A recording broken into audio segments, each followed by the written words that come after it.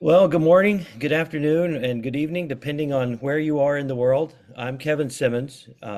I'm really thankful to have an opportunity to speak with you today about the 21st century workforce and how do we best prepare. You heard Mark mention earlier, he has a book literally about this topic. So I'm going to provide sort of a wedge or a small slice of that pie in one way that I think is a great program. And what's really nice about this is if you're in the US, you have access to enormous resources if you can find them and you can find mentors and you can find the money.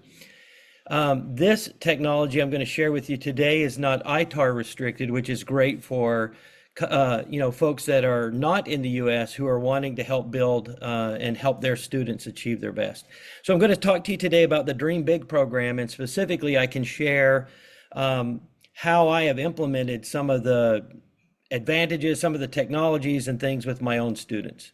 So first of all, I'd just like to share some of these issues that we have with the STEM workforce, and I came up with six. I'm not going to read slides to you, but I think you can see, I think we can all agree that the pipeline is not seamless and it leaks a lot and there aren't enough students in the pipeline. And in the US in particular, a lot of our education up until now has not been able to be industrially relevant. And we also lack a lot of hands-on experience for students to gain skills that make them like readily employable in certain aerospace areas. So our workforce is not ready. Of course, where you live in the US and how much money your parents make has an enormous impact on what opportunities you have. I am, as somebody who's taught space camps, right? I know there are, where I live, there are thousands and thousands of bright students that could build spacecraft, but they have no resources, they have no mentors, and they have few opportunities. So this is one of the areas that I'm very focused on. I've been trying to build a team in Tokyo, and what I found there especially is that, frankly, young girls don't get the same opportunities that the guys do in STEM careers. And that is troubling as well, since that's 50% of our population. I'm a kid from the country, and I grew up on a farm, so I don't need to study limited access to rural students, but we live, in the age of the internet, we should be able to overcome that somewhat. And then, of course, in the end, you just don't have enough educators that know how to embrace students in an industrially relevant way to get them into industry.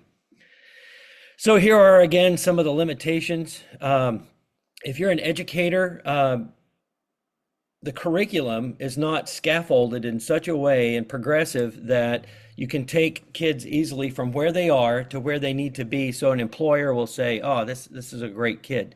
So my question is, when you have kids that are 18 and maybe they don't have resources to go immediately to college, can we help them obtain skills so that they would at least get their foot in the door at perhaps in an aerospace industry as they continue their education?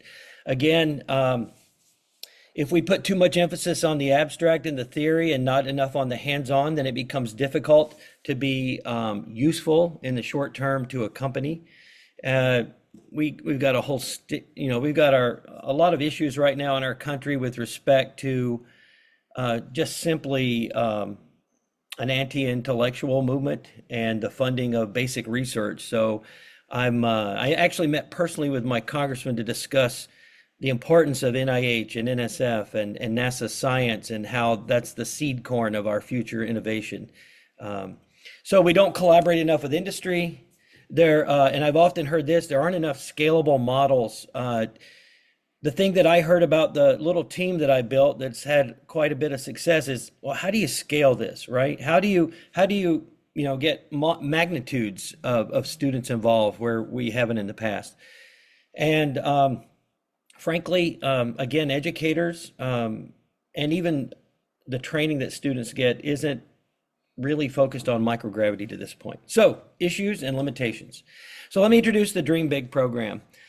I'm going to share my bias up front. We all have biases, but my bias is this company was very good to me when they were very small, when they only had 18 radios in space. This company's based out of Indiana. I met them at a conference, And as they've grown in the past 8 or 9 years, I have had the opportunity and the privilege, remember resources, um, to work with this company. And my students go to Indiana when necessary, and they come here. And but we've had a good partnership. So today, NearSpace Launch spun out of a little school called Taylor University with two professors, and they decided to stay in Indiana at literally halfway, about halfway between Fort Wayne and Indianapolis. But today they have hundreds of systems on orbit. They've done 1,000 balloon launches. They have truly grown really well with a nice mix of commercial and defense and even educational payloads such as mine. And so I've worked with them for years. Now, about 5 years ago in COVID, they spun out the 501c3 NearSpace Education. So that is the company that I mostly work with now, and their goal, education and outreach was always a goal of their LLC, but now the nonprofit NSE is the company I work closest with. By the way, the bottom right image is our first satellite that we launched to space, the first middle school satellite in the United States. So here you can see they have a really nice growth over the years. They launched the first satellite in Indiana, so that's sort of their calling card. And now they launched 90 ThinSats in 2 different missions, and again hundreds of items on orbit. And I have 2 satellites and a troop hosted payload, and we're building our 4th satellite presently with them. So they have great heritage and they've grown, but they were really small when I met them, and I'm just really grateful I did. So in short, how do we train our workforce? I'm suggesting that this half unit ThinSat is a great model to do so. If you can see my face, it basically fits in your hand. And the idea is that when you work with the youngest students, you really need to de-scope the mission to enable them to have some success without having the benefit of having been, a graduate student for 2 years at a great engineering university. So this ThinSat from the Dream Big program is what I'm really excited about. And I'm going to show you their pilot program that they're currently conducting. And I'm also going to show you how we're trying to bring it even to younger kids here in where I live in Florida. So this half unit bus, it's a standardized bus. And the beauty of this mission is that when you have really young students, you simply ask them, the youngest students, like your middle school or high school or even university, just let them focus on the payload. So they get a constrained, size, weight, mass constraints, and then there are also the materials we're limited to, and your data and your power budget. But if you just ask your students to focus on the payload and then to learn everything they can about the bus, this really simplifies how your youngest students can put their hands on something and in one school year deliver hardware that will be launched. And currently NSE has 3 different pathways that they launch. You can either launch direct to orbit or through the ISS with 3 different integrators on a number of different rockets. So, and frankly, I'm sorry, I'll pause for a second. If you have questions, I'm glad if you want to speak up. I can't really see the chat now, or if the moderator wants to interrupt me, and I'll glad and pause for questions.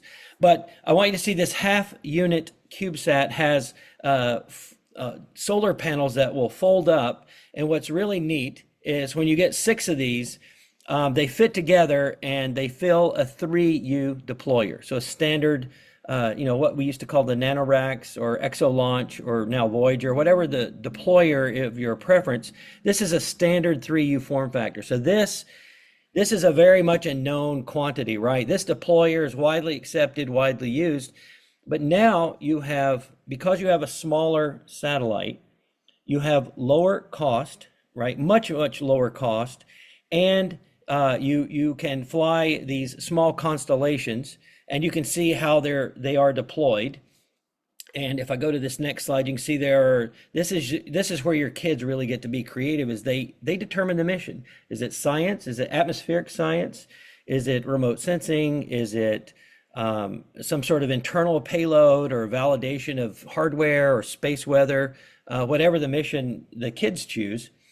And here's what I wanted to show you is one of the beautiful things about this is you don't have to go through all the grinding of building your satellite, getting it, conducting all the acceptance testing and finding a ride and getting it launched. All of that's taken care of for you. But then you don't have to stand in the yard and hold up your Yagi antenna waiting for your telemetry, your downlink. The iStar radio is a really beautiful creation that the NSE company uses.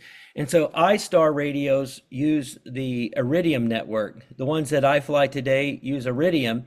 And so what we do is our satellite actually talks up to the Iridium network at about, I think it's 1,100 kilometers. And then your packets get handed off to the different Iridium satellites, and then it gets sent to the Iridium ground station so that all of your data comes to you through a dashboard. So I'm skipping ahead. Here's actually an image of the iStar radio in a high altitude balloon mission.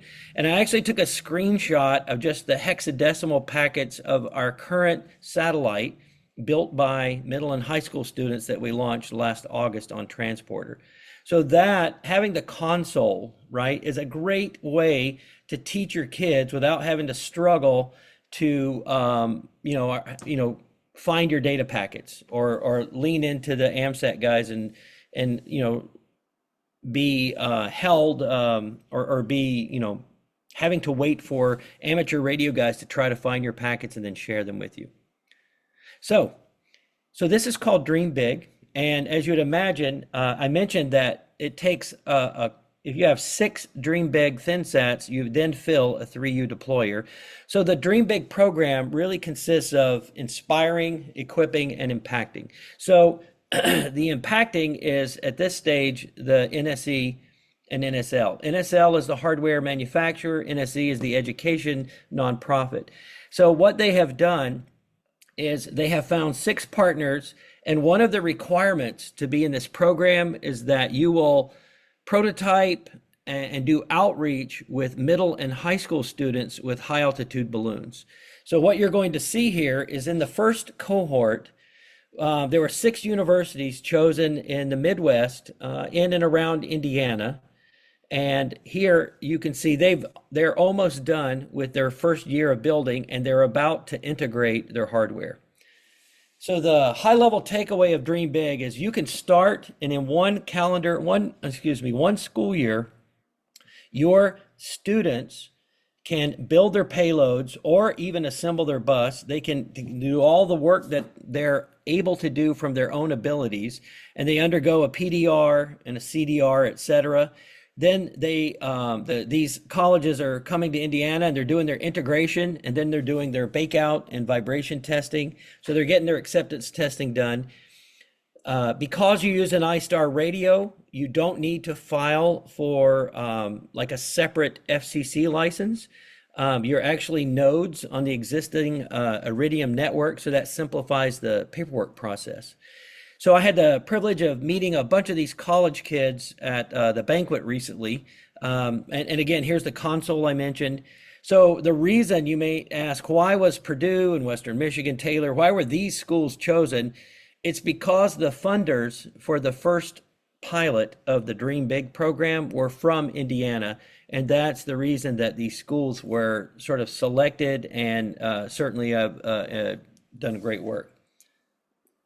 So here's the goal with the Dream Big program here in the US from NSE's standpoint.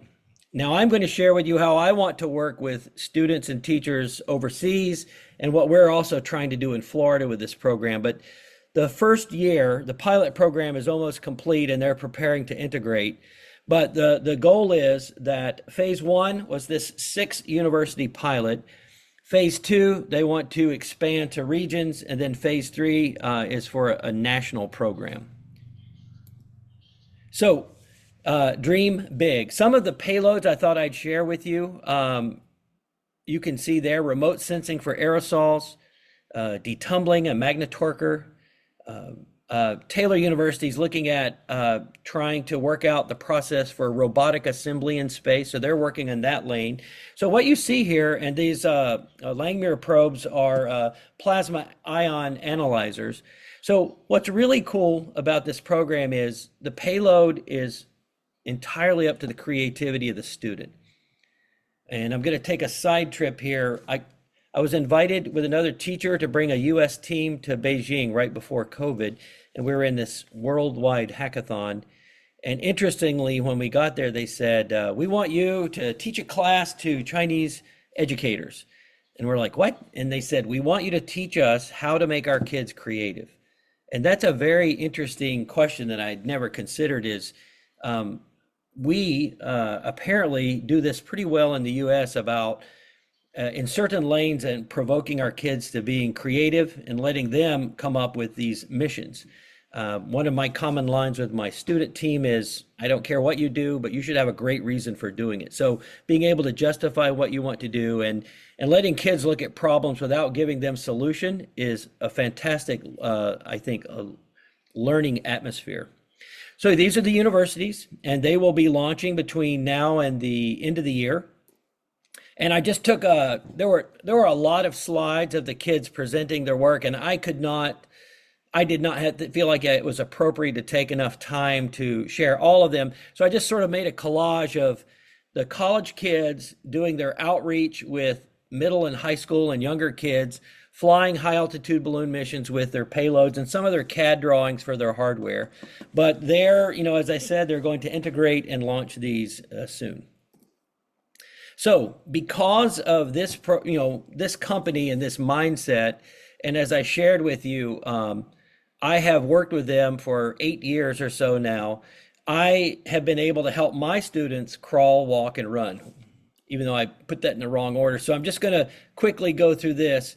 Because of the work, the opportunities and the resources that I had, I was able to build this Wolfpack CubeSat team, which have now presented over 110 papers in 9 countries. So I just had a young lady in New Delhi at GLEX, and we're going to an education conference in Europe with some students. And, I look forward to seeing you if you're from other countries and you're hosting a conference in your country.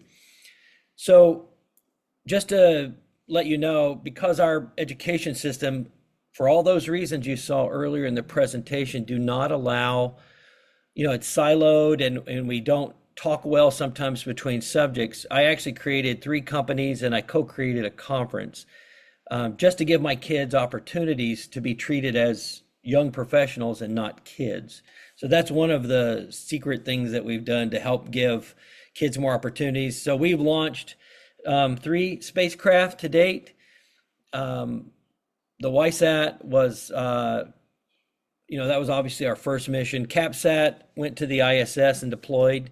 FlipSat launched last August, and then we are scheduled to launch WolfSat late this year on Firefly. I'll just talk briefly about our current mission. This is our first mission that a young man designed a circuit board to go into our spacecraft. I think he's 12 now. But we're looking at a strain of bacteria that can digest single-use plastic. And I talked to my alma mater, and they helped us modify some bacteria that already have the enzymes to digest plastic. But we have to figure out a way to put them on the shelf so when we hand off our satellite, it can sit in the deployer for a couple of months before the mission, as the rocket launches and the mission's initiated. So that's one of the challenges that we've had. This is our 5th satellite. We just signed a launch service agreement with a Japanese company, and this one is going to be our first satellite with a wooden chassis. And we know the Japanese launched LignonSat not long ago, but we're very concerned, just as we're concerned that microplastics are in all the air we breathe and the water we drink. We're also concerned that we have no idea of the impact of all those volatilized metals when our satellites deorbit. As we deorbit the satellites and we volatilize these just thousands of satellites, it's a concern to us. So perhaps a wooden chassis might be a great demonstration to see if this would work. Because of working with a company like NSE, we're now branching out into other high schools. And as I was sharing with Melissa, we have a high altitude balloon launch tomorrow with a physics payload and a biology payload that the high school kids came up with again. And again, we use the same engineering design life cycle that you would for a satellite, just with the balloon as a way to help train the students. I'm really proud of this Swiss team. These are the first Swiss kids building a CubeSat, and they are getting ready to hand off their satellite in November for acceptance testing and integration and acceptance testing. And so this will be the first high school team basically in Switzerland to launch a satellite. And that brings me to public policy. So remember, I'm talking about training the workforce. So you'll have kids. I heard one of the astronauts speak earlier today. Just because you may not become an astronaut, but any job basically you want to have, a great job, can be done through the lens of aerospace. So I have a number of kids that want to be lawyers or policy kids or be involved with the government. So they lead our advocacy efforts on with the legislature, both in Congress and at the state level. So we've pursued funding. We've been successful some years. We were not successful this year. And it is just a hot mess right now politically in the U.S. So we had 43 meetings in person and led by this group of students you see over 2 different days in our state capitol. We did not get funded this year, but what we sought to do was this program, which is the Aerospace Career Experiences and Training, which is employing the Dream Big program with Florida high schools. So for Miss Melissa Sleeper, this is something I would like to bring and make available to you, is the opportunity, just as you said, to take your students to the next level and build your actual build a Dream Big ThinSat and launch it to space. So here you can see the components to the program, et cetera. But we would have helped, and we're still seeking this funding. We would put 6 small satellites in orbit and as a way to help train students. And you already know why this kind of work matters. Lastly, I wanted to share with you, because it's so expensive in the U.S. to go to certain conferences, depend on where they're located and just the cost of the conference. The world's largest small sat conference is located in Utah, and it's about a 40-year-old conference, and it was costing my kids easily $2,000 to go for a week, and that was too much. I've got a lot of students that would benefit from being there, being around 4,000 satellite builders and launch providers, et cetera. So we started a conference at Kennedy Space Center with another engineer. He's at Blue Origin now. His name's Kevin Johnson. So Kevin and I started the Small Set Education Conference. This will be our 4th year. We're really happy to announce that Dr. Fitzcoy and NASA former administrator Charlie Bolden will be our keynotes this year. But what we do differently is we keep the cost very low for educators and students. We have good representation from folks from other countries. We have a number of speaking podium opportunities for a lot of college teams. We have a good exhibit hall. And then we have workshops, which I'm really proud of. Soldering has been the most popular workshop up until this year. We'll see. But soldering, coding, the amateur radio guys are there. So like your students could pursue amateur radio licenses as a great sort of stepping stone to getting them into aerospace. So I want to encourage you, no matter where you are, please join us if you can. I believe, I think we charge like $35 for a student and I think $45 for a teacher. And it's a 1.5-day conference. And now we are also adding an educator day on Friday. And that focus will be entirely educator. So you will not beat the value. It's inside Kennedy Space Center. So you get into the visitor complex for free by coming to the conference, and I just welcome you to come. And more importantly, I encourage you to submit an abstract if you would like to consider presenting. We'll accept abstracts through 1 August. So we're particularly focused on high altitude balloons, ThinSats, CubeSats, and pocket cubes. I feel like I've done a highly caffeinated presentation, and I think that brings me to the end, and I'm glad to answer any questions. And if you'd like to go back and look at an earlier slide, I'll be glad to do that with any time I have left.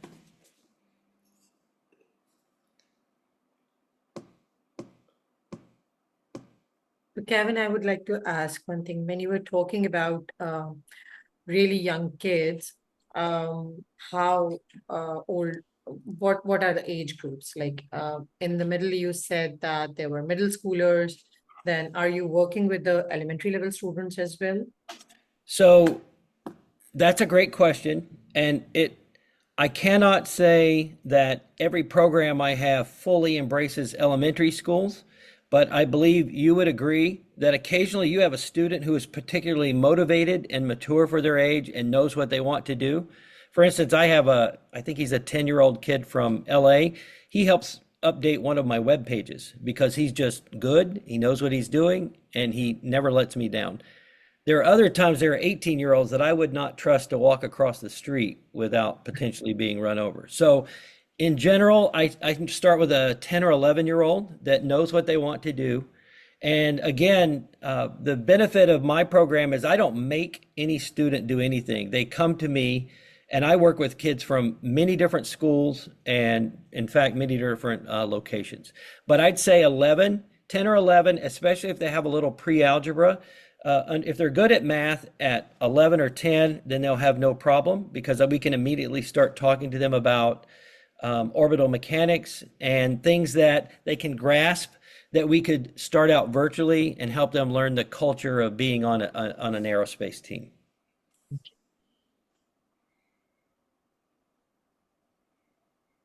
Most of my students are 14 to 16.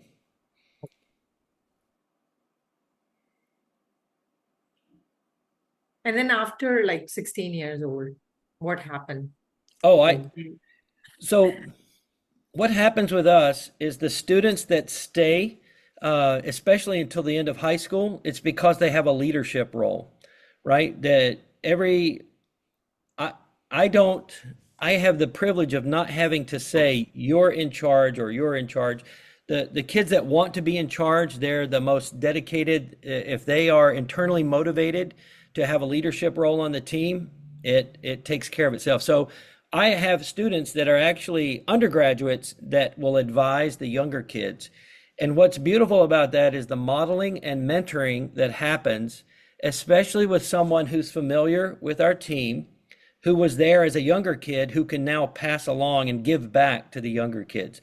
So, for instance, last night, my high school and middle school kids made a presentation to one of my former students who's a college sophomore, and he's a biomedical engineering. And so they presented the hardware for our bacteria payload to this, biomedical engineering student who then could provide his perspective. And it was just a really beautiful, I think, learning opportunity. So I let the kids come and go as they please. And what will happen is some students will stay until they're at least 18. thank you, Kevin.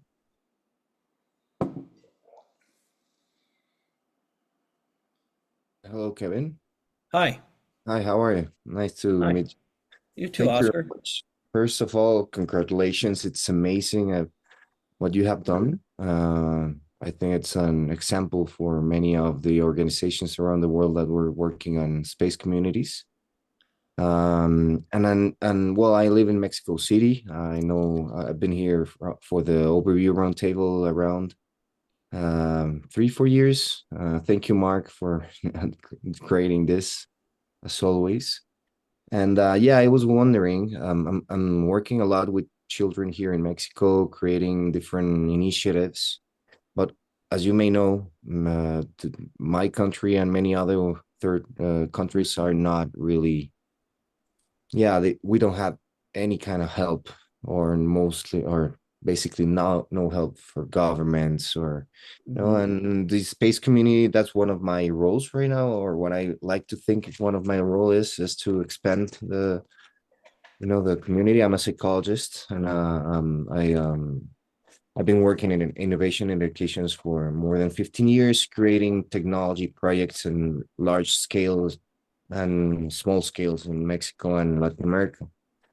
And so that's what I've encountered here. I was the one who asked you if there's a chance because right now I'm involved in a couple of different events, like a space camp for young kids, high school kids, and another one. And well, I'm trying to collaborate as well with Katia Chazarreta, the Mexican first astronaut, and many other people from the communities, but many of them lack funding. And I'm sure I can help out if it's possible to take kind of this effort into some of the schools, places in Mexico. So if they could launch a satellite here, it would be amazing. I know for a fact that there's one of our universities which I'm constantly giving talks with. I focus in psychology, aerospace psychology and education, right? And I know they are right now having a contest for satellites, right? So yeah, I would love as well to connect you and them. So, Yeah, um, thank you. Oscar, this is tremendous, and I can totally empathize with you only have so many resources and you want to do, you really have I understand. What I would share with you is, as a psychologist, lean into the growth mindset for your students versus a fixed mindset. I am still a professional educator, and I'm certified on a number of subjects. But I also have in the U.S. what we call the gifted endorsement. So I actually work with twice exceptional kids. A third of my team are twice exceptional. And for you guys in the audience, those are students that have high IQs, but they're also on the spectrum somewhere. And I'd simply call them quirky. And my goal is to help them learn how to work well in teams because that is life, right? Being a good teammate is probably more important than being a great engineer or scientist, especially if you're a critical thinker and you can collaborate well, but your communication, right? How do you communicate without being a bully? And how do you stand up for yourself in a team environment? I think all of that, I think the soft skills that you can impart into your kids before they get to college would mean a lot. And one thing I'll add is there are two lanes that I think you could do, three things I'll point out that are lower cost barriers that you may have access to. One is from a technology standpoint, are you familiar with microbits? So Mm, microbits are this tiny board. They cost about 30 US, but there's a great Python emulator online. So there's great online resources where you write the code, you plug in your board, and then the code goes to the board. But I recommend look at microbits because we actually flew microbits in our last spacecraft to actually cause bit flips. We wanted to see bit flips in space. Second, math and coding, right? If you can teach those to your kids, having a young person being confident and competent in math is going to serve them so well in any career field they go into. I like orbital mechanics, right? So I spend a lot of time thinking about how to teach that to the youngest possible kids. And I'm talking 10-year-olds, right? So we always start with what do you know? They know roller coasters and they know pendulum. They know if you're getting closer to the earth, you're speeding up, and then if you're moving away from the earth, you're slowing down. So I build entire week of camps teaching kids how to get to space, maneuver in space, rendezvous in space, and then return from space. That's a very empowering kind of math camp that basically requires paper, pencil, and a cheap calculator, right? And do it old school where they understand the math they're doing and not just relying on some software or large language model to spit out an answer. The third thing, if you have some resources, it's not nearly as expensive as going to space or high altitude balloons. High altitude balloons provide a lot of the activities that would be similar to building and launching a spacecraft, but at a hundredth of the cost. So if you will get my email, did you get my email earlier? If you did, we can talk offline, and I would love to help. My goal is to help others like you that want to do this work, and maybe give you some tricks and tips and resources that help me along the way. thank you very much. Yeah, one of the things is I didn't get your email. Could you share it again? Is it in the chat? I will. Let's see.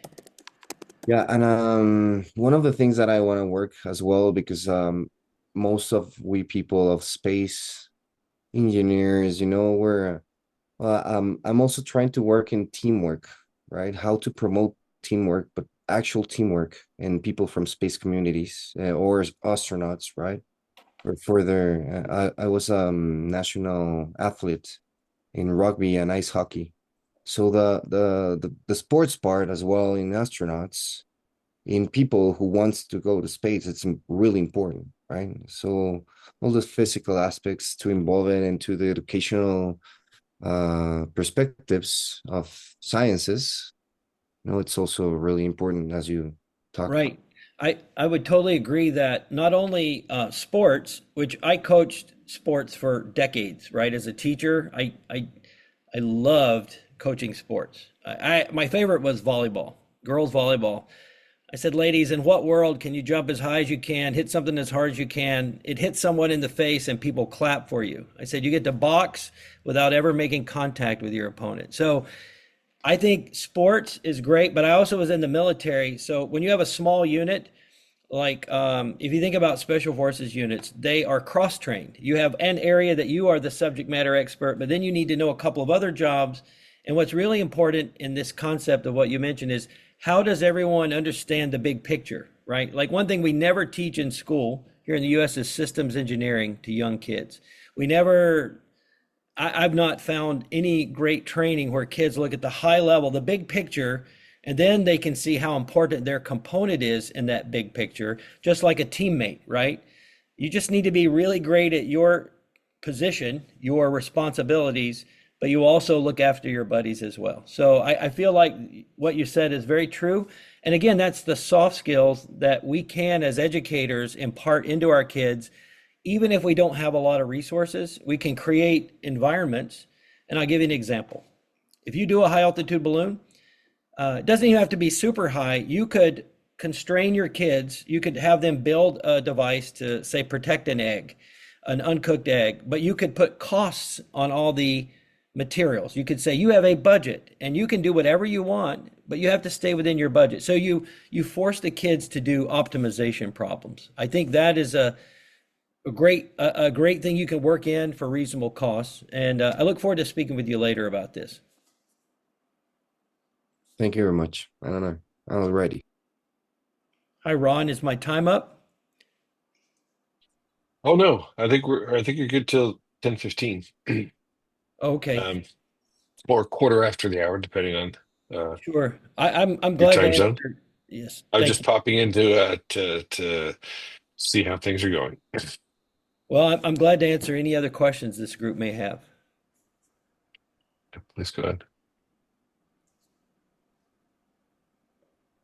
I'd like to jump in for a moment and bring some things to light. So I'm with the National Space Society, and a lot of the things that you have been discussing, Kevin, are things that we have that some of them are international and a lot of them are free to participate in. Our national headquarters, now we've been around for about 55 years, and our headquarters just relocated to the NASA Space Center. And our director of membership is located there, and he was an IEE educator. His name is Bert Dicht, and maybe you may want to contact him if you don't already know him. We have an International Space Development Conference that is coming up next month, and we'll have about 1,100 students from around the globe that will be at that conference. We have, for the students, we offer what's called the SPUN debates, and we also have a space settlement contest that they participate in around the globe, and then they come to the conference. And there's generally about 2,000 people or so that attend that. And so a lot of it will be at Kennedy, but it's actually going to be at the Rosen Hotel. And I'll pop in the chat the information about the International Space Development Conference.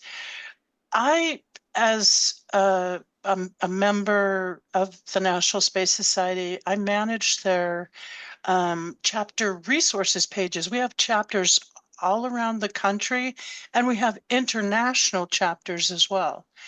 And all of the resources that I have collected over the last several years are for anybody to use. It's mostly for our chapters, but there are we have what's called the Space Edge Academy, which we have curriculum that's free to anybody from like pre-K through collegiate level, and it's all aerospace related. So one of our chapters in California, the Sacramento L5, they've been around for 50 years, and they have a balloon project going right now. So I'd like to connect you with them.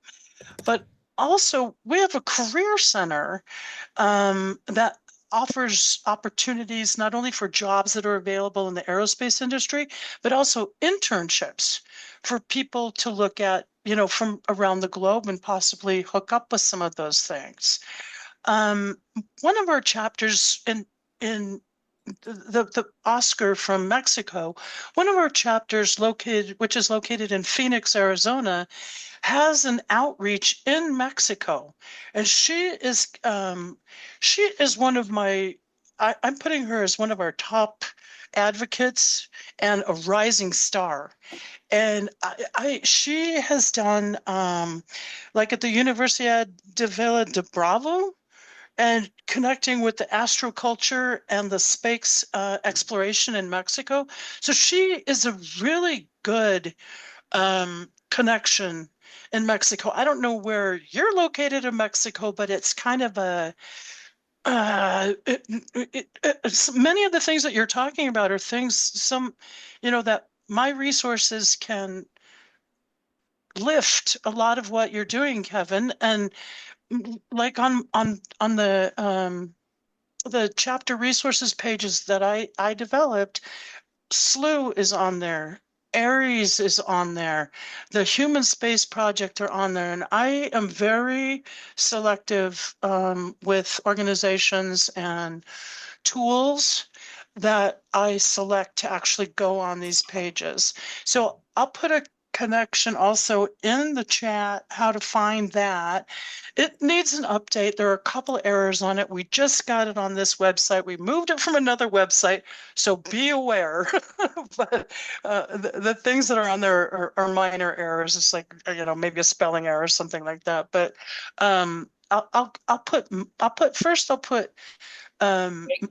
my email, how to get a hold of me, and I know I've covered a ton of things in this, but I just kind of like to just your talk just really inspired me to think about all the things that we at the National Space Society already have and how important it is to connect that. And I'm located in Colorado, so I'm in the heart of one of the largest aerospace communities in the country.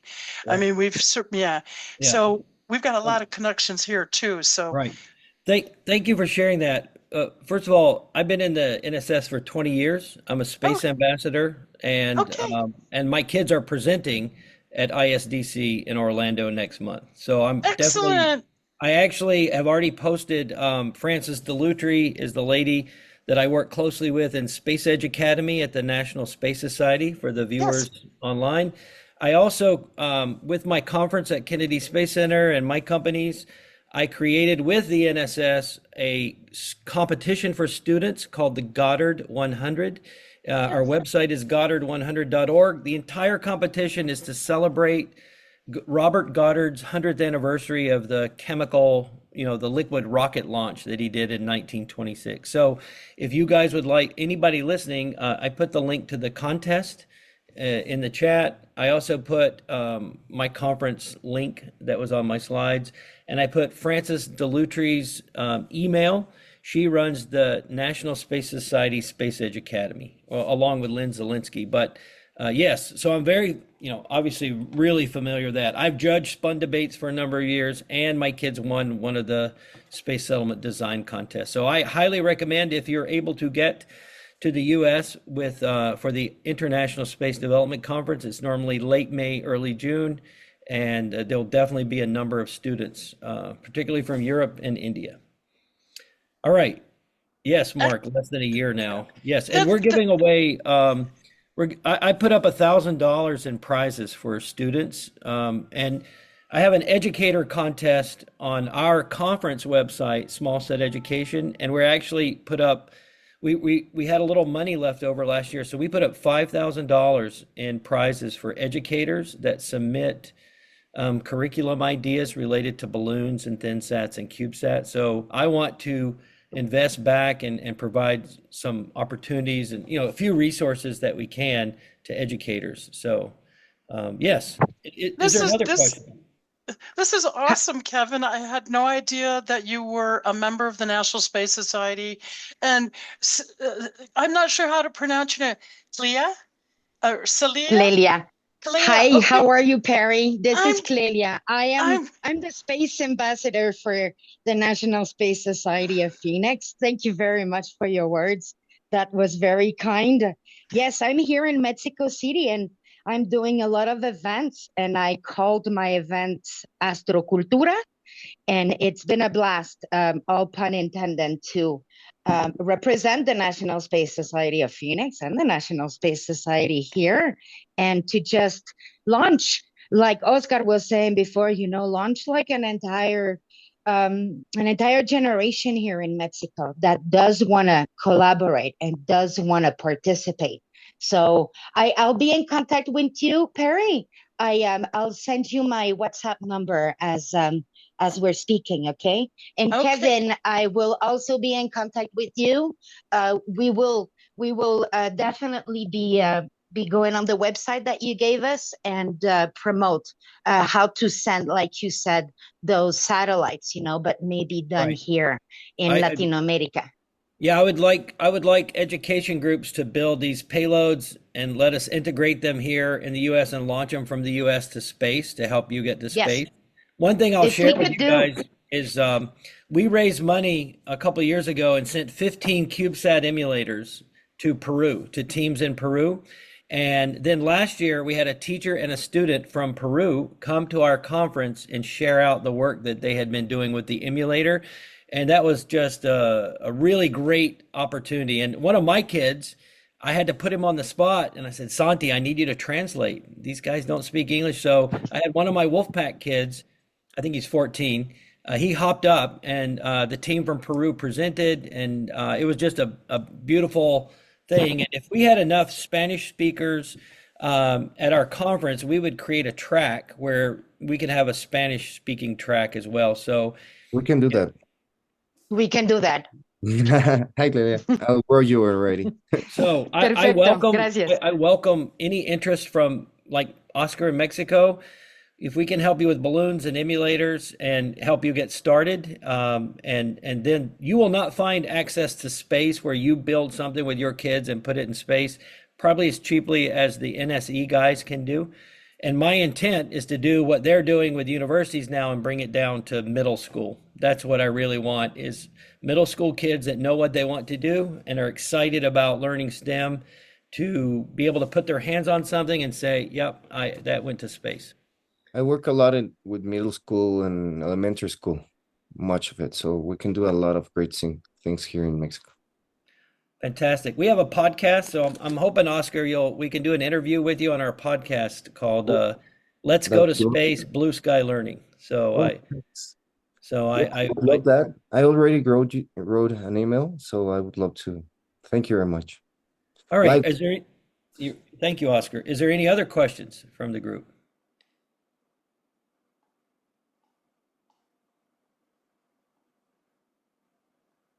All right. Well, I didn't share the 5,000 failures that we've had prior to the few successes, but I have a spectacular list of failures that are worthy more of drinking an adult beverage than probably a conference. But If you're not failing, you know, our team motto for our CubeSat team is actually uh, fail fast, fail often, and learn from your mistakes. So that's our team motto for our Wolfpack CubeSat team. So I want to encourage you. Failure is just the learning process. So thank you, Mark, for the time. I'll stay or I'll hand it over to you. Yeah, awesome. Thanks for coming to present, and thanks everybody who participated and had questions. And I will stop the recording. Everybody's certainly welcome to hang out. And the next session starts at the half hour, so at 10:30 will be session 2, and we'll have those sessions up in the other room, or I will drop the link in here one more time after I stop the recording. Thanks all, and thanks, Kevin.